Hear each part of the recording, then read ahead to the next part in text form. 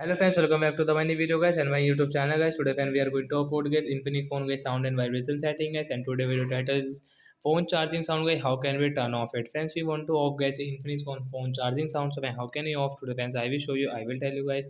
So before starting video friends, first of all go and subscribe the channel guys. Click the bell icon, like the video. Friends, now let's see how can we off guys Infinix phone charging sound. Friends, open your phone setting guys.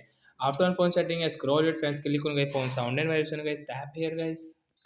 So friends, scroll it friends, you can see guys your is your phone charging sound guys. We will off from here. After guys you can charge your phone without this sound guys. You can check guys, I will on my charger. So friends, you can see guys, when we will charge our phone guys, we can charge guys our phone without this phone charging sound. So that's it guys, thanks for watching the video guys. I hope friends you understood how to off guys phone charging sound in our Infinix phone device. So bye guys, we will meet on next video guys with new topic. Friends, do you have any doubt guys related to guys your Infinix phone guys phone system sound setting guys? You can ask me in comment section. I will check, I will help you. Bye guys.